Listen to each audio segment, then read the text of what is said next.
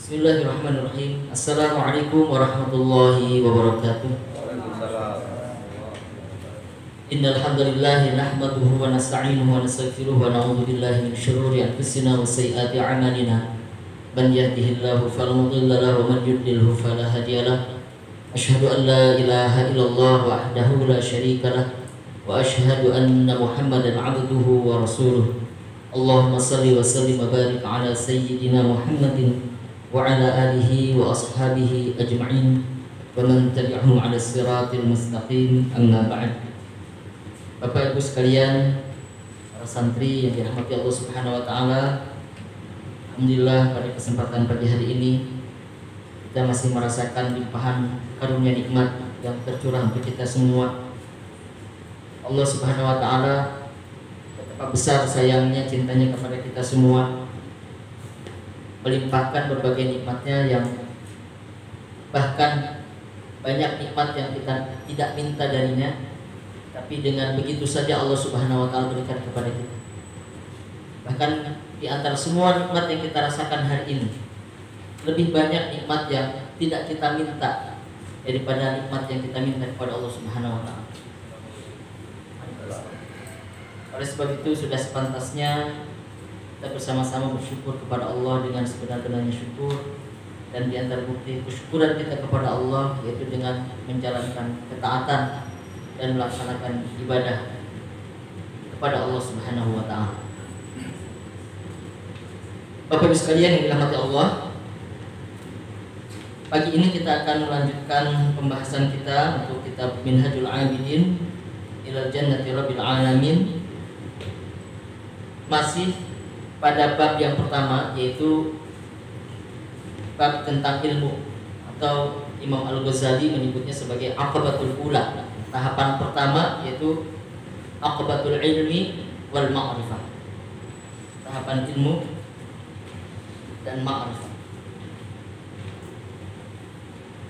Kemarin kita sudah membahas tentang dua alasan mengapa ilmu itu lebih utama dibandingkan dengan ibadah sekalipun. Bahkan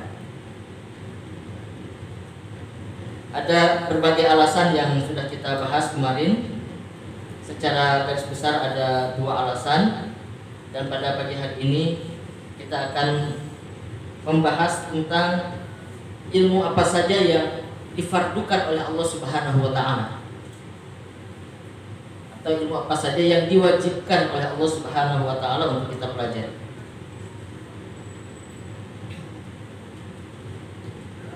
Wala'allaka an taqula qad warada al-khabara an sahibi syar'i salawatullahi wa salamuhu alaihi annahu qala talabul ilmi fariidatun ala kulli muslim. Kata Imam Al-Ghazali, boleh jadi kamu mengatakan telah datang berita dari sahibus syar'i. Sahibus syar'i yang dimasukkan di sini adalah Rasulullah SAW, bahwasanya Rasulullah mengatakan thalabul ilmi fardhatun ala kulli muslim. Di hadis Rasulullah SAW, menuntut ilmu merupakan fardhah, merupakan fardu atau kewajiban atas setiap muslim. Hadis ini masyhur ya. Sebagian besar kita sudah mengetahui hadis ini, bahwa menuntut ilmu merupakan sebuah kewajiban yang harus dilakukan oleh setiap muslim. Tetapi pertanyaannya adalah, famal ilmu alladhi talabuhu fardun lazim. Pertanyaannya adalah, tetapi apakah itu ilmu yang wajib untuk dipelajari? Jadi hadisnya adalah menuntut ilmu itu wajib, dan ini kita tahu semua. Hadis ini masyhur, populer. Tetapi kan kita mestinya bertanya, apakah semua ilmu wajib kita pelajari? Apakah semuanya? Ruang lingkup ilmu itu kan cakupannya luas kan. Apakah ilmu matematika itu wajib dipelajari? Apakah geografi itu wajib dipelajari? Apakah fisika itu wajib dipelajari? Atau ilmu apakah yang wajib dipelajari sesungguhnya? Ketika kita memahami bahwa menuntut ilmu itu wajib. Nah, itu pertanyaan pertama nih. Ilmu apa yang sesungguhnya wajib dipelajari? Lalu pertanyaan berikutnya, wa mal haddul ladzi la budda lil 'abdi min tahsilihi fi amril ibadah. Lalu pertanyaannya adalah batasan yang seperti apa? Batasan sejauh mana ilmu yang wajib dipelajari itu? Apakah sampai harus mendalam? Apakah harus sampai detail? Harus sampai pada derajat faqih kita paham secara mendalam begitu terkait dengan ilmu tersebut? Atau sampai sejauh mana kita mempelajari ilmu-ilmu yang wajib itu? Baik, jadi pertanyaannya ada dua ya. Ilmu apa yang wajib dipelajari, lalu sampai sejauh mana kita perlu mempelajarinya. Baik. Fa'lam annal ulum allati talabuha fardun fil jumlati tsalatsa. Ketahuilah, kata Imam Al-Ghazali, sesungguhnya ilmu yang wajib dipelajari ada 3. Secara garis besar ada 3 ilmu yang wajib dipelajari.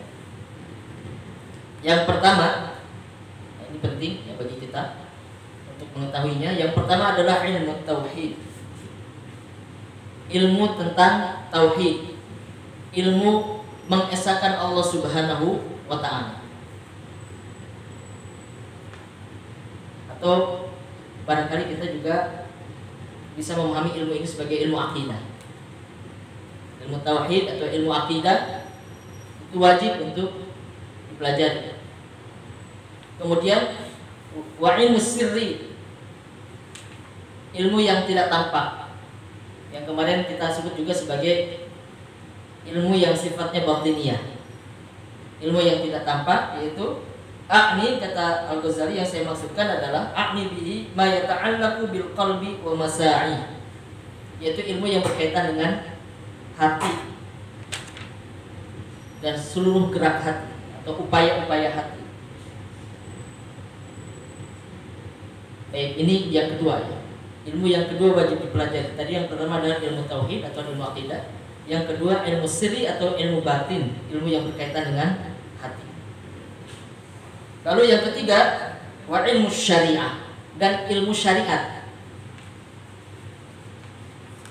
Ilmu syariat ini adalah ilmu yang berkaitan dengan ibadah-ibadah zahirah, ibadah-ibadah yang tampak, seperti sholat, puasa, toharoh, haji, zakat misalnya. Nah, ini adalah yang dimaksudkan sebagai ilmu syariah. Jadi ada 3 ilmu yang wajib kita pelajari. Dan wajib itu artinya, sebagaimana yang kita ketahui definisinya, kalau kita kerjakan mendapatkan pahala, kalau kita tinggalkan mendapatkan dosa. Nah, jadi sangat mungkin, bisa jadi kalau kita lalai dari mempelajari 3 ilmu itu, kita bisa mendapatkan dosa. Kita lalai mempelajari ilmu tauhid, kita lalai mempelajari ilmu tentang hati, kemudian kita lalai juga mempelajari ilmu tentang syariat atau tentang fikih. Kalau mau kita sederhanakan, ilmu tentang fikih, maka bisa jadi kita berdosa karena hukumnya wajib. Wa amma haddu ma yajibu min kulli wahidin minha falladhi yata'ayyanu farduhu min ilmi tauhid miqdaru ma ta'rifu bihi usuluddin. Dan adapun batas dari apa yang diwajibkan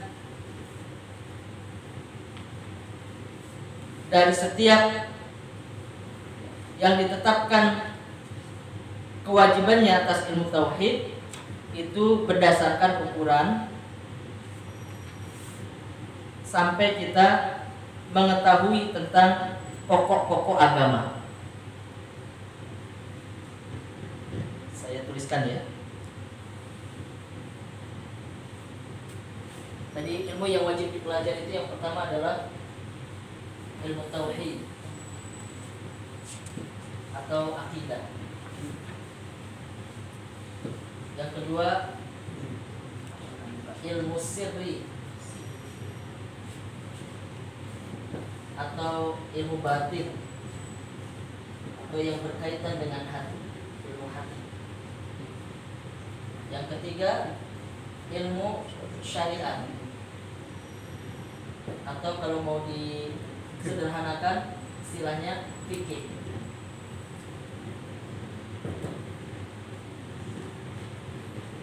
Nah, ini ilmu yang wajib dipelajari. Lalu batasnya sampai mana? Ini wajib dipelajari akidah ini, tapi sebatas mana kita mempelajari akidah itu supaya kita menjadi gugur kewajibannya setelah mempelajari akidah, mempelajari tauhid, ilmu tauhid. Kata Imam Al-Ghazali, batasnya sampai kita mengetahui pokok-pokok agama.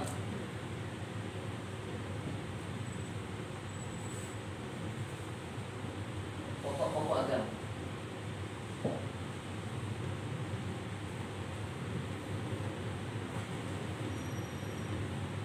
Batasnya sampai kita mengetahui pokok-pokok agama. Ya, kalau mau kita perinci lagi, pokok-pokok agama itu berkaitan dengan Allah, ya, berkaitan dengan Rasulnya, berkaitan dengan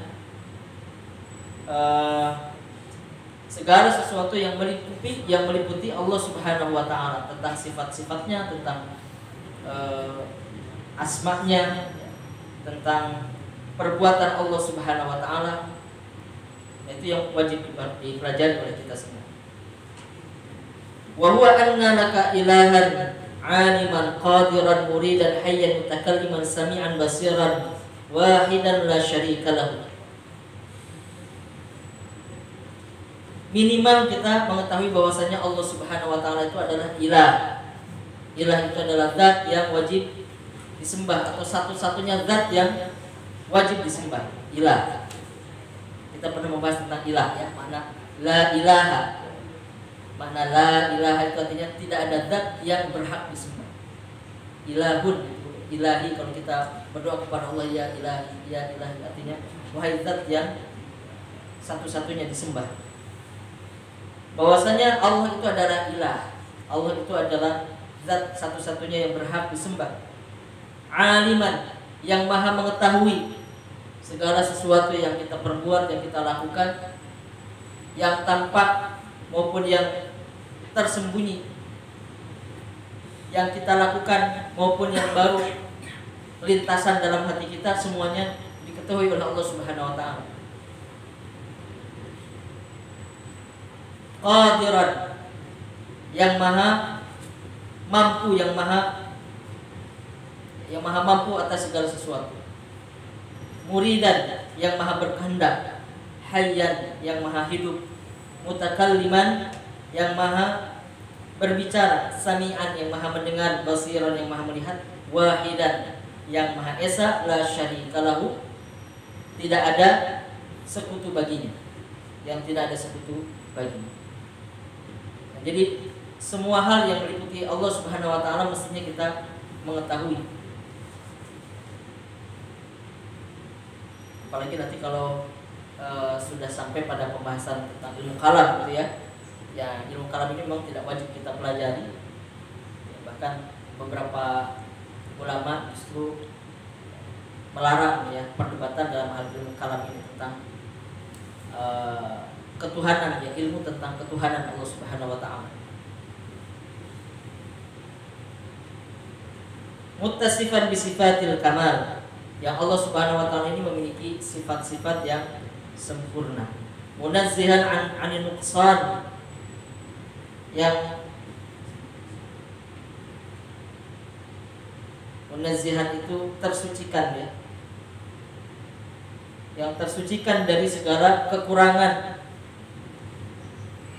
wazzawali, dan kesirnaan, wadalalatil hudus, dan tanda-tanda kebaruan.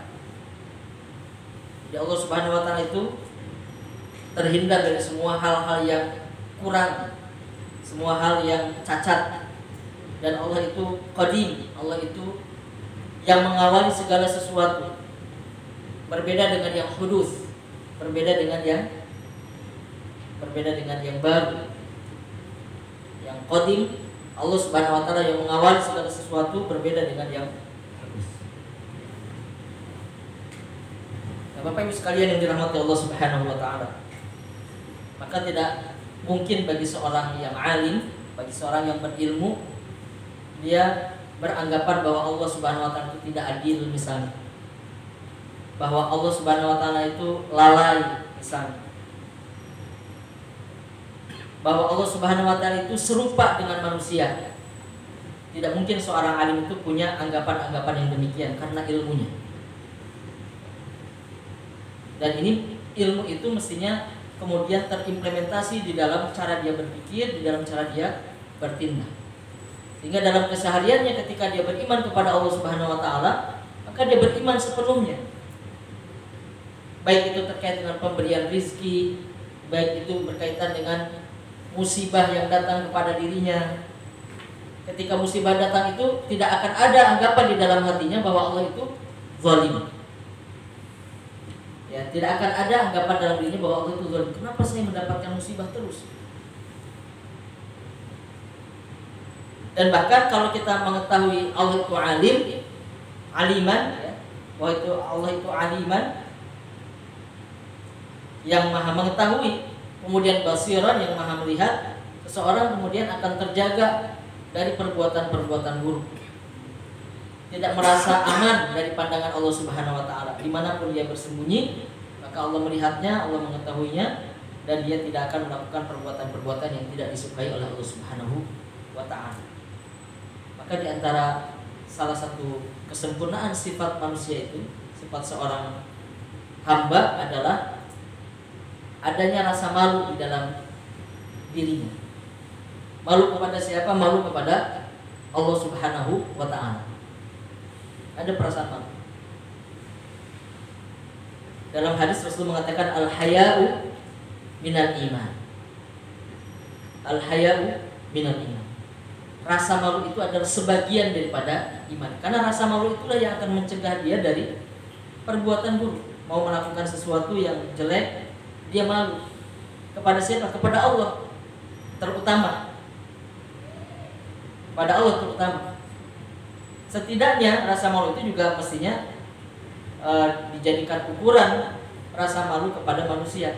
Kalau kita melakukan sesuatu dilihat manusia aja kita malu.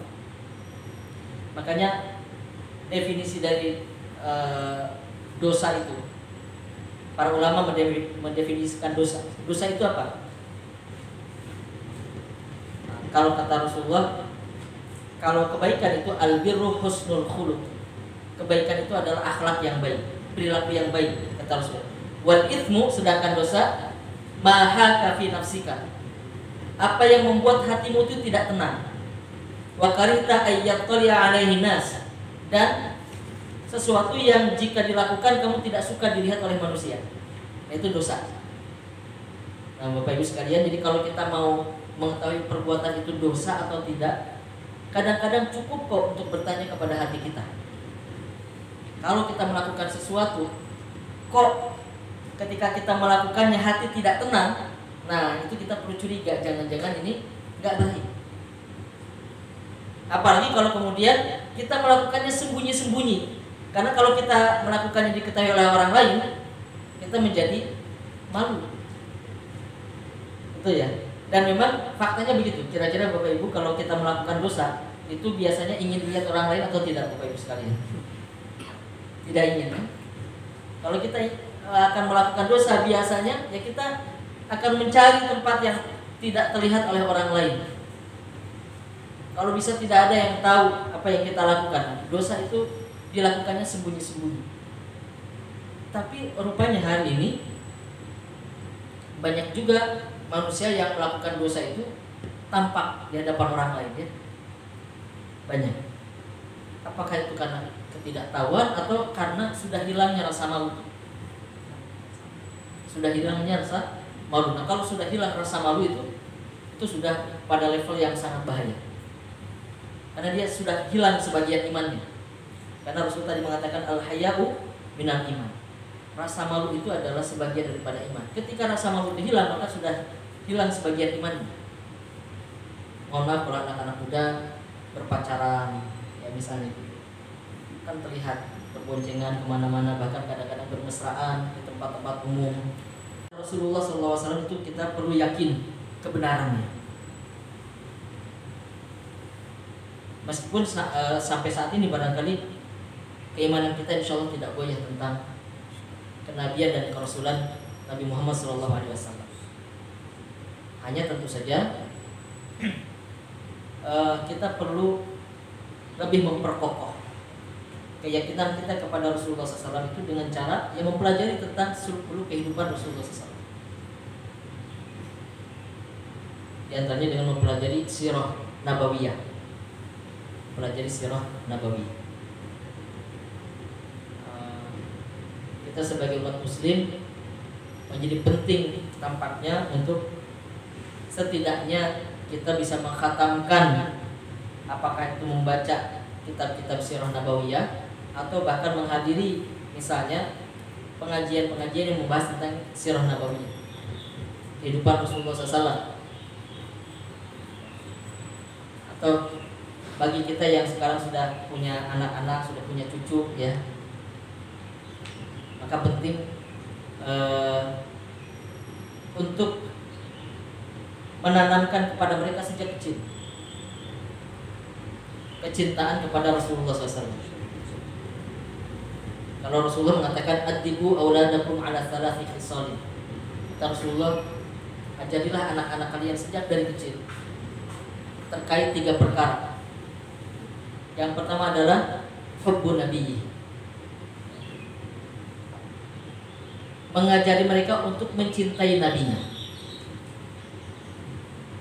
Yang kedua, wa hubbi ahli baiti, mencintai ahlul baitnya, mencintai keluarga Rasulullah Shallallahu Alaihi Wasallam. Yang ketiga, wa hubbi tilawatil Quran, mencintai membaca Al-Quran. Nah, ini 3 hal yang penting ditanamkan sejak kecil kepada anak-anak.